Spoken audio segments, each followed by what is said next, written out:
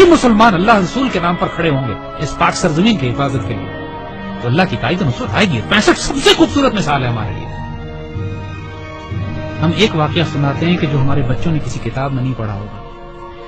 جب لاہور پر حملہ کیا انڈین ڈویژنز نے تو انڈین جرنیل اپنے سپاہیوں کو یہ حوصلہ بڑھانے کے لیے کہہ رہے تھے کہ لاہور اب صرف 3 میل 4 میل دور رہ گیا, بس تمہاری آنکھوں کے سامنے تھوڑا سا آگے بڑھو اور لاہور تمہارے قبضے میں. مزاحمت شدید ہو رہی تھی اور پاکستان کے جوانوں نے اپنے آپ کو دشمن کے ٹینکوں کے سامنے ڈال دیا تھا روکنے کے لیے. اس کیفیت میں لاہور تقریباً 14 میل دور تھا.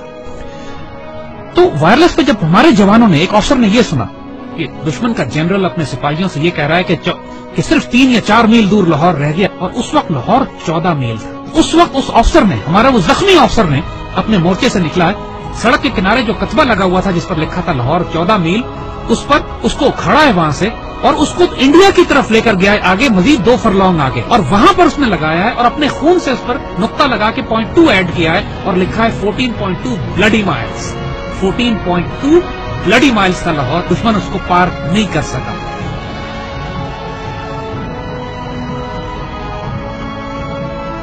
جب شہداء پہنچنا شروع ہوئے سی ایم ایچ میں, انہوں نے دیکھا کہ اتنا پریشر تھا کام کرنے کا کہ مرد سارے کام میں لگے ہوئے تھے, تو ان زخمیوں کو ریسیو کرنے کے لیے نرسز تھی.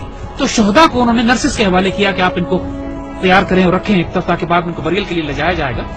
تو آنے والے جوانوں نے جب یہ دیکھا کہ بہنیں اور بیٹیاں ان شہداء کو ریسیو کر رہی ہیں تو ان کی آنکھوں میں آنسو آ گئے. واپس جا کے اپنی پوری یونٹ میں اعلان کیا کہ وہ شیرو دلیرو سینوں پہ گولیاں کھانا, پیچھے تمہاری بہنیں تمہیں وصول کر رہی ہیں. ایسا نہ ہو کہ تمہاری پشت دیکھیں اور یہ کہیں کہ یہ بغیرت پشت پہ گولی کھا کر آیا. یعنی یہ جذبہ تھا جوانوں میں آگے کہ ہمیں دفن کرنے کے لیے پیچھے ہماری بہنیں کھڑی ہیں اور سب نے قسمیں کھائیں کہ ہم گولی سینوں پہ کھائیں. یہ وہ باتیں یونٹوں کے اندر ہوئی, باتیں نہ ٹیکسٹ بکس میں لکھی جاتی ہیں نہ کتابوں میں. یہ وہ باتیں کہ جو فوجیوں کے سینوں میں دفن ہیں. ایسے بھی موقع آ گئے کہ جب دشمن کے ٹینک ہمارے توپخانے کے اتنے نزدیک پہنچ گئے کہ براہ راست توپخانے اور ٹینکوں کی لڑائی شروع ہونے والی تھی. کہا جاتا ہے دوسری جنگ عظیم کے بعد سب سے بڑی ٹینکوں کی لڑائی بھی سیالکوٹ میں لڑی گئی. باقاعدہ ایک آرٹلری افسر نے کمانڈ دی کہ ایچ ای ان load and A P load, یعنی ہائی ایکسپلوسو شیل نکال دو اور اب آرمر پیئرسنگ شیل لوڈ کرو, کیونکہ اب توپ اور ٹینک کی براہ راست لڑائی شروع ہونے والی.